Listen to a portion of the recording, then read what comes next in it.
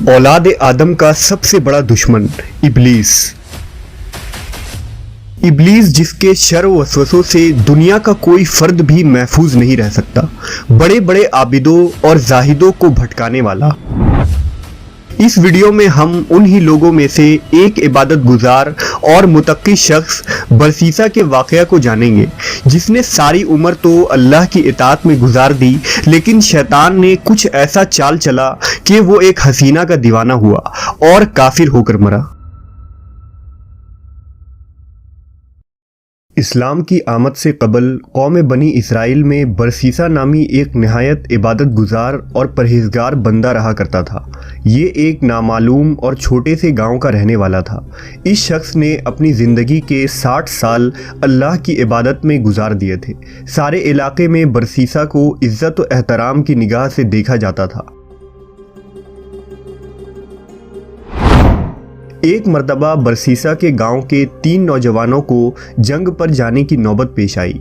इन तीनों की एक जवान और खूबसूरत बहन भी थी, लिहाजा वो अपनी बहन को अकेले छोड़कर जाने पर रजामंद न थे। वो चाहते थे कि कोई ऐसा शख्स हो जो इनकी गैर मौजूदगी में इनकी बहन की देखभाल करे। लिहाजा गाँव वालों ने उन्हें मशवरा दिया कि तुम अपनी बहन को बरसीसा की सरपरस्ती में छोड़ जाओ, क्योंकि वो बहुत मुतक्की और परहेजगार है। इस मकसद के लिए ये सब मिलकर बरसीसा के पास गए और उससे लड़की की रखवाली पर रजामंद करना चाहा। बरसीसा ने यह सारा माजरा सुनकर अपनी इबादत में खलल और दीगर परेशानियों के सबब उन्हें इनकार कर दिया।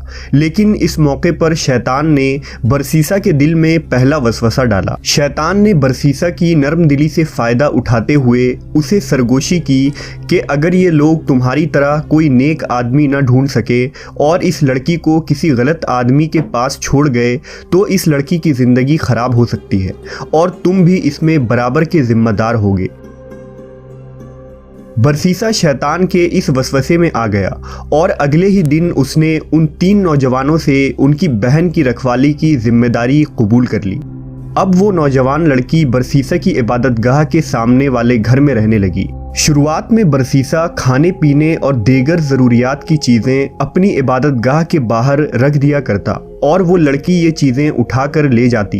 एक दिन शैतान वापस आया और उसने बरसीसा के दिल में ये ख्याल डाला कि क्यों न तुम खाने पीने की चीज़ें लड़की के घर के दरवाजे के बाहर रख दिया करो। इस तरह उसे खुद चलकर तुम्हारी इबादतगाह तक न आना पड़ेगा और वो लोगों की निगाह से भी महफूज रहेगी।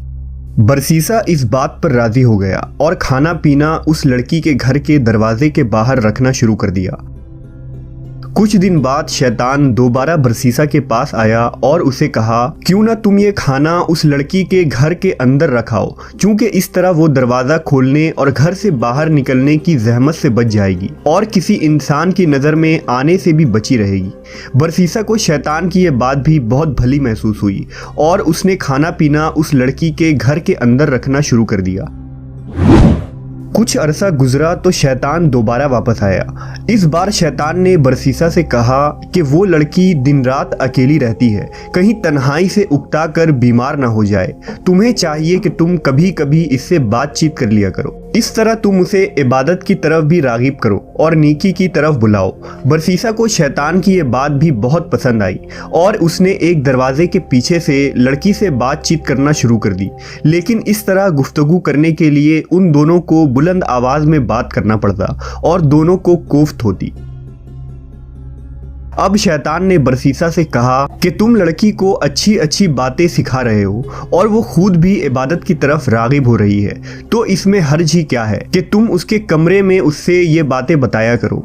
बरसीसा ने शैतान की ये बात भी मान ली और आखिरकार शैतान उन दोनों को एक ही छत के नीचे लाने में कामयाब हो गया। कुछ दिन इस तरह नेकी की बातें करते गुजरे और फिर उन दोनों के दरमियान आतिश इश्क भड़कने लगी। वो नौजवान लड़की बरसीसा को अपनी हुस्न अदाएं और जलवे दिखाने का कोई मौका ज़ाय न करती। इधर बरसीसा की निगाहें लड़की के हुस्न से न हटती। यूं चीज़ें बिगड़ती चली गई और ये दोनों जिना के अमल में मुब्तला हो गए। कुछ अरसा इसी तरह गुजरा और फिर लड़की हामला हो गई। जल्द ही उसने एक बच्चे को जन्म दिया। अब शैतान दोबारा बरसीसा के पास आया और उसे मलामत करने लगा कि ये तुमने क्या गजब किया, ये बच्चा तो तुम्हारे गुनाहों का मुंह बोलता सबूत है। तुम इस बच्चे को कत्ल कर दो वरना इस लड़की के भाई तुम्हें कत्ल कर देंगे। लिहाजा बरसीसा ने उस नौमौलूद बच्चे को कत्ल कर दिया और उसकी लाश को उसी कमरे में दफना दिया जहां वो लड़की रहा करती थी। अपने बच्चे की मौत के बाद वो लड़की गुमसुम और गमगीन रहने लगी। लिहाजा शैतान ने दोबारा बरसीसा के दिल में ये ख्याल डाला कि तुम क्या सोचते हो कि अपने बच्चे की मौत पर ये लड़की खामोश बैठेगी, ये किसी न किसी को इस रात से ज़रूर आगाह करेगी। सो बरसीसा ने अब इस लड़की को भी कत्ल कर डाला और इसे उसके बच्चे के साथ दफना दिया। कुछ अरसा बाद जब उसके भाई जंग से वापस लौटे तो बरसीसा ने उन्हें बताया कि उनकी बहन बीमारी के सबब इस दुनिया से जा चुकी है। वो नाचार रोए धोए और उसके लिए दुआएं मांगी और उसकी कब्र की ज़ियारत के बाद वापस चले गए। बरसीसा के तकवा और परहेजगारी की शोहरत ही कुछ ऐसी थी कि किसी ने भी इस पर शक न किया। लेकिन एक रात शैतान उन तीनों भाइयों के ख्वाब में आया और बरसीसा के करतूतों का पर्दाफाश किया और साथ साथ उस जगह की निशानदही भी की जहां उनकी बहन और उसके बच्चे की कब्र मौजूद थी। सुबह उठकर जब तीनों ने एक दूसरे को यही ख्वाब सुनाया तो उन्हें यकीन हो गया कि ये ख्वाब सच्चा है। चुनांचे तीनों बरसीसा के घर पहुंचे और असली और नकली दोनों कब्रें खोद डाली जहां से उन्हें लड़की और उसके बच्चे की लाश मिल गई। अब ये तीनों इंतहाई गजबनाक हुए और बरसीसा को पकड़कर सजा दिलवाने के लिए बादशाह के पास ले गए। बरसीसा जानता था कि अब उसे कम से कम मौत की सजा मिलेगी। शैतान अब आखिरी मर्तबा बरसीसा के सामने जाहिर हुआ और अब उसने बरसीसा को अपनी असलियत से आगाह कर दिया और ये मशवरा दिया कि अगर वो इस सजाए मौत से बचना चाहता है तो शैतान को अपना आका मानकर उसे सजदा करे। बरसीसा ने मौत के डर से ये अमल भी अंजाम दे दिया और शैतान को सजदा कर बैठा। अब शैतान ने बरसीसा से कहा कि मेरा तुझसे कोई ताल्लुक नहीं, मैं तो अल्लाह से डरता हूँ जो तमाम जहानों का रब है। ये कहकर शैतान चलता बना और बरसीसा को संसार यानी पत्थर मार मार कर कत्ल कर देने की सजा सुनाई गई।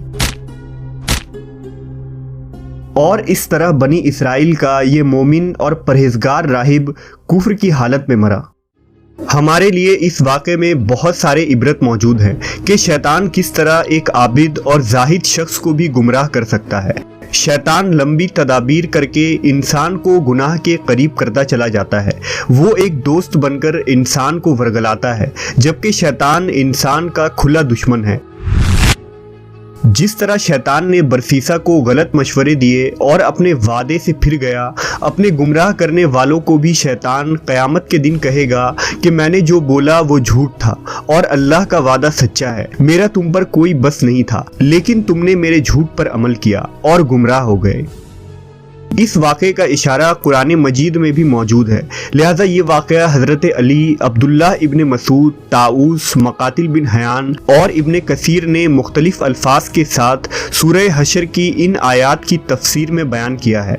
और मिसाल शैतान की सी है कि वो आदमी से कहता है कि तू मुनकिर हो जा, फिर जब वो मुनकिर हो जाता है तो कहता है बेशक मैं तुमसे बरी हूँ क्योंकि मैं अल्लाह से डरता हूँ जो सारे जहाँ का रब है।